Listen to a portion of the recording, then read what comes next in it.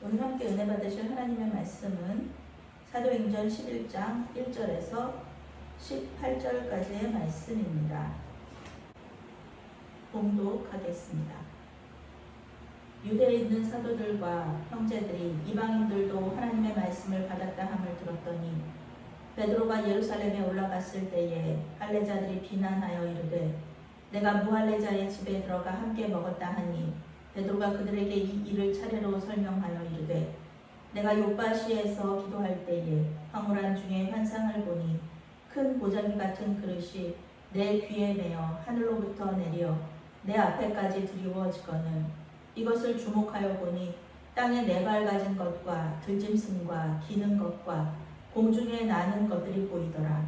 또 들으니 소리 있어 내게 이르되 베드로야 일어나 잡아먹으라 하거늘 내가 이르되 주님 그럴 수 없나이다. 속되거나 깨끗하지 아니한 것은 결코 내 입에 들어간 일이 없나이다 하니 또 하늘로부터 두 번째 소리 있어 내게 이르되 하나님이 깨끗하게 하신 것을 내가 속되다고 하지 말라 하더라.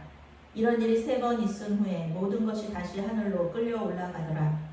마침 세 사람이 내가 유숙한 집 앞에 서 있으니 가이사랴에서 내게로 보낸 사람이라. 성령이 내게 명하사 아무 의심 말고 함께 가라 하시매 이 6 형제도 나와 함께 가서 그 사람의 집에 들어가니 그가 우리에게 말하기를 천사가 내 집에 서서 말하되 내가 사람을 요바에 보내어 베드로라 하는 시몬을 청하라. 그가 너와 내 온 집이 구원받을 말씀을 내게 이르리라 함을 보았다 하거늘 내가 말을 시작할 때에 성령이 그들에게 임하시기를 처음 우리에게 하신 것과 같이 하는지라.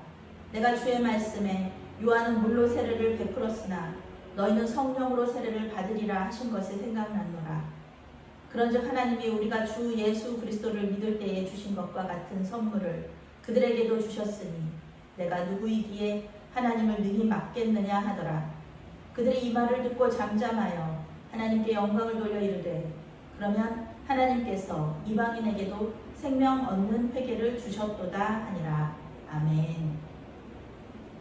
건강한 교회 공동체라는 제목으로 말씀 전할 때에 많은 은혜 받으시기 바랍니다.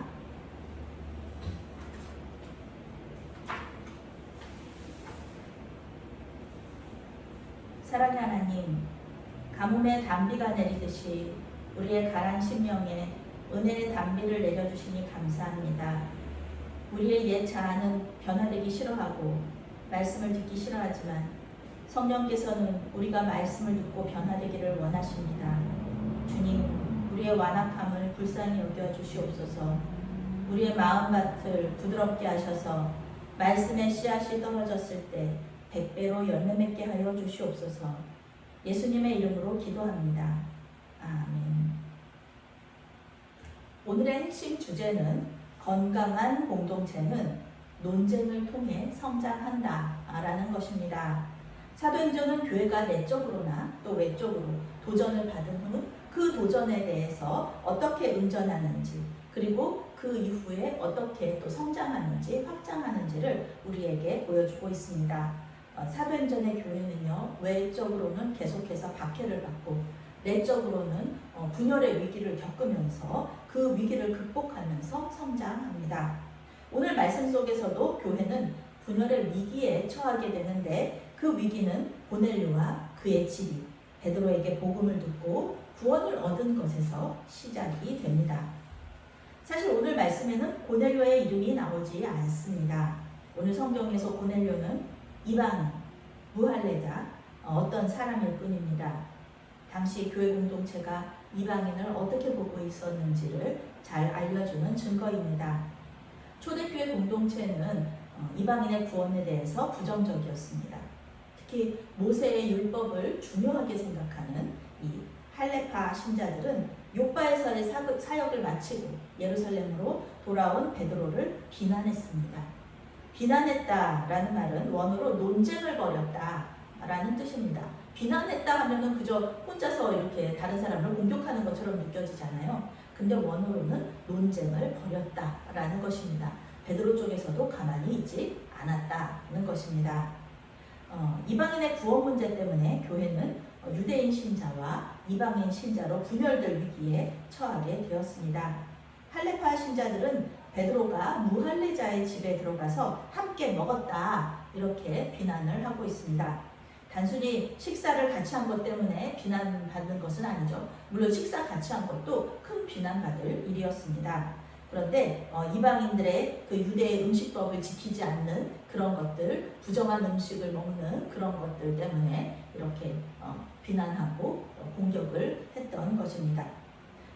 베드로는 사도이기 전에 유대인이었어요. 그리고 하나님께서 이 환상을, 먹을 것에 대한 환상, 이 그릇, 모자이 같은 그릇에 그 짐승들이 들어있었던 것, 그것을 봤을 때도 베드로는 안 먹겠다고 얘기를 했지 않습니까? 근데 하나님께서 내가 깨끗하게 한 거를 왜 네가 더럽다고 얘기하느냐 이런 식으로 계속 얘기하시죠. 그러면서 베드로에게 이방인 구원에 대한 사명을 다시 한번 말씀해 주시게 됩니다. 할레파 신자들은 단순히 음식 때문에, 음식법 때문에, 정결법 때문에 베드로를 비난한 것이 아니라 이방인 구원 문제에 있어서 베드로에게 동의할 수 없었기 때문에 분쟁을 했던 것입니다. 할레파 신자들은 말 그대로예요. 할레파, 할례를 받아야 구원을 얻을 수 있다 이렇게 생각한 사람들입니다. 그들은 하나님께서 유대인만 구원해 주실 수 있다고, 구원하실 거라고 그렇게 생각을 했어요. 유대인이 돼야 되죠. 이방인들도 유대인이 되어야 구원받을 수 있어요. 유대인이 된다는 것은 할례 받아야 되고요. 또 모세 율법을 지킨다는 뜻입니다. 이 두 가지를 해야지 그 구원을 받을 수 있다. 너희들도 이방인? 그래, 너희들 구원받을 수 있어. 그렇지만 너희들도 다 유대인이 돼야 된다. 이렇게 생각한 것이죠. 이것은 잘못된 생각입니다. 하나님이 아브라함을 택하셨고 그 약속대로 예수님께서 아브라함의 자손으로 오신 것은 맞습니다. 그러나 하나님은 유대인만 구원하시겠다, 이스라엘 사람들만 구원하시겠다고 말씀하신 적이 한 번도 없습니다. 구약부터 지금까지요. 그 모세가 이스라엘 백성들을 출애굽시킬 때에도 이방 잡족들이 따라 나왔거든요. 유대인들만이 아니라 다른 이방인들도 따라서 나왔습니다. 그래서 갈렙은 이방인이라고 하잖아요. 학자들이 그렇게 얘기하거든요. 그렇습니다. 예수님께서 아브라함의 자손으로 오셨지만 하나님은 구약부터 신약까지 이방인 구원에 대한 약속을 주셨고 또 베드로와 고넬료를 통해서 그 일을 시작하셨습니다. 그런데 할레파 신자들을 비롯한 일부 신자들은 이방인 신자들을 교회 안으로 받아들일 마음의 준비나 신학적인 준비가 되어 있지 않았습니다. 잘못하면 교회가 분열될 위기에 처했습니다. 사도들이 이 문제를 어떻게 다루느냐에 따라서 교회는 이 분열의 위기를 극복하고 성장할 수가 있고요. 아니라면 분열할 것이었습니다. 물론 우리는 사도들이 멋지게 이 위기를 극복했다는 것을 알고 있습니다. 이미 사도들은 이 분열의 위기를 한 번 극복한 적이 있어요. 물론 여러 번 있었겠지만 이 성경에서 나오는 가장 큰 위기가 어떤 것이냐면 사도행전 6장에 나오는 거죠. 교회가 헬라파 유대인과 히브리파 유대인이 이렇게 서로 나눠져 있으면서 헬라파 유대인의 과부들이 그 매일의 공회 그 구제에서 자꾸 소외가 되었다는 것이죠. 왜냐하면은 헬라파 유대인들은 외국인들이에요.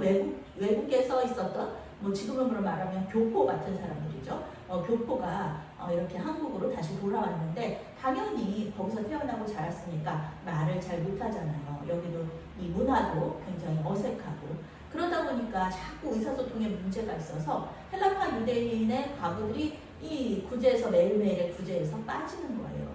일부러 그런 건 아니었겠죠. 교회 공동체가 히브리파 또 당신들은 처음부터 끝까지 여기서 살았으니까 히브리파 유대인들 당신들이 먼저고 이렇게 얘기하지는 않았을 거예요. 의사소통에 문제가 있었다. 그런데 이런 의사소통의 문제 때문에 교회가 분열될 위기에 있었다는 것입니다. 헬라파가 소외되고 또 풀의정을 받는다는 불평에서 시작된 이 분열의 위기는 헬라식 이름을 가진 7명의 일꾼을 택함으로써 해결이 되었습니다. 정말 초대교회 이 성도님들은 대단하신 분들이에요. 7명 전체를 헬라파 이름을 가진 일꾼으로 삼아 버려요. 그러니까 이제 뭐 의사소통의 문제라는 게 전혀 이제 완전히 원천 봉쇄를 시켜버린 거죠. 7명의 일꾼들이 이제 구제를 담당하는데 뭐 이분들은 히브리어도 잘하시는 분들이고 헬라어도 잘하시는 분들이니까 이 헬라파 유대인들과 히브리파 유대인들에게 뭐 구제하는데 아무 문제가 없었던 그런 일들로 해결이 되죠. 이후 하나님의 말씀이 점점 왕성해져서 교회가 더욱 성장하게 되었다. 이렇게 성경은 말하고 있습니다. 유대인 신자와 이방인 신자로 분열될 수 있는 이 위기를 해결하기 위해서 베드로는 자신을 비난하는 사람들에게 이 일을 차례로 설명합니다. 영어 성경은 베드로가 무슨 일이 일어났는지를 정확하게 말했다. 이렇게 번역하고 있습니다. 베드로는 자기가 첫째 사도인데 내가 어련히 알아서 잘했겠냐 이런 식으로 얘기할 수도 있었어요. 자신의 권위를 이용해서 그들의 비난을 묵살할 수도 있었습니다. 그런데 그는 시간과 노력을 들여서 자신에게 일어난 일을 하나씩 설명해 나갑니다. 다른 사람들이 오해하지 않도록 자기에게 일어난 일, 자기가 만난 하나님을 얘기하는 거죠. 단순하면서도 정확하게 이야기했습니다. 기도 중에 하나님께서 보여주신 환상을 보았고 성령의 인도하심에 따라 가이사랴로 가서 복음을 전했다는 것이었죠. 그런데 베드로가 말을 시작할 때 성령께서 역사하기 시작하셨다. 내가 그 집에 가서 가게 되는 그 과정 가운데도 하나님이 역사하셨고 가서도 성령께서 역사를 하셨다. 오순절 다락방에서 우리에게 일어난 일이 그 집에서도 일어났다. 그 가정에서도 일어났다. 이 집에서도 똑같이 일어났다. 이렇게 이야기하는 것이죠. 성령이 임하셨다고 할 때 이 임한다는 말은 위에서 아래로 떨어지다 라는 뜻입니다. 쇄도하다, 덮치다. 마치 큰 파도가 이 땅을, 이 바다를 이렇게 확 덮쳐버리듯이 그렇게 쇄도하고 덮치다. 위에서 아래로 떨어지다. 그런 뜻입니다. 사람이 어떻게 막을 수 있는 일이 아닙니다. 사람이 파도를 막을 수 있나요? 위에서 떨어지는 폭포를 막을 수 있나요? 그러기가 쉽지 않습니다. 그래서 베드로가 말하는 것입니다. 내가 누구이기에 하나님을 능히 막겠느냐? 내가 뭔데? 나는 그저 사람이지 않냐? 내가 어떻게 하나님을 막겠느냐? 하나님께서 깨끗하다고 말씀하신 것을 내가 어떻게 더럽다고 그것을 내가 취하지 않겠느냐? 이렇게 말하는 것이죠.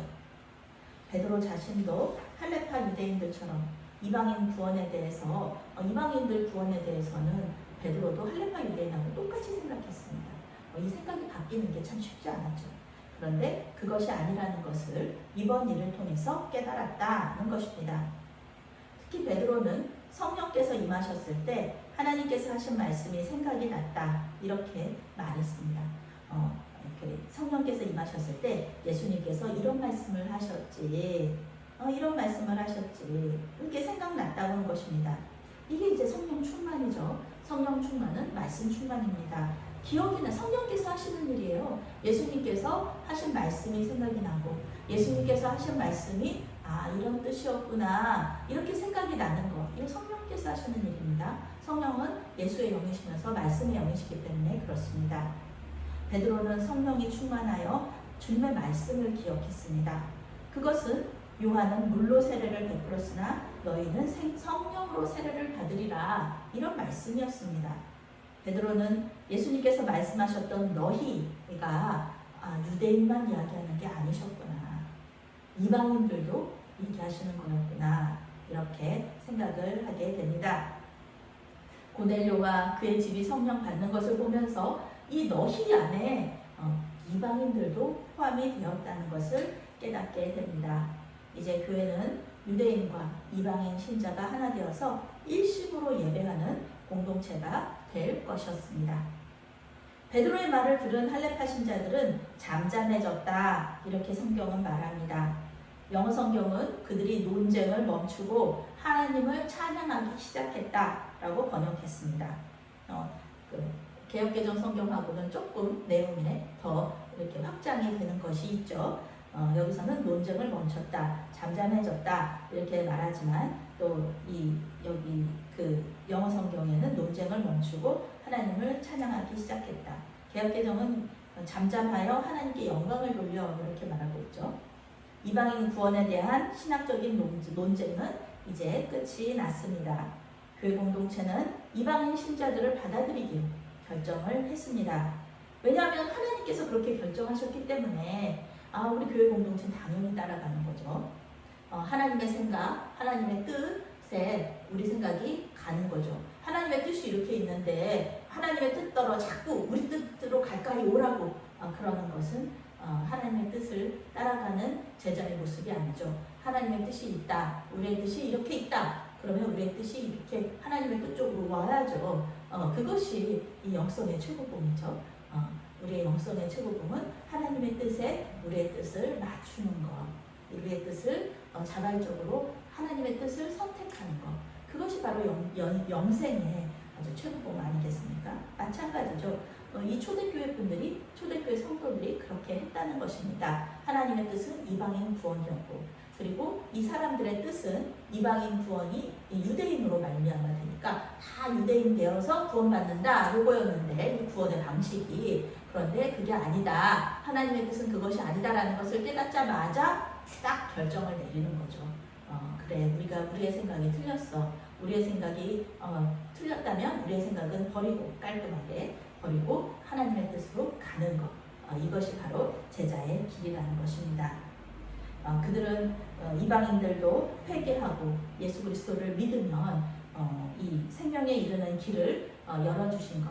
하나님께서 그렇게 하면 예수 그리스도를 믿는 그 사람들은 모두 이방인이건 또 유대인이건 구원을 받는다. 생명을 얻는다라는 것을 알게 되었습니다. 교회는 다시 분열의 위기를 넘기게 되었고 이방인 선교를 통해 더욱 성장하게 됩니다. 오늘 말씀은 영적으로 건강한 교회 공동체가 어떤 공동체인지를 우리에게 알려주고 있습니다.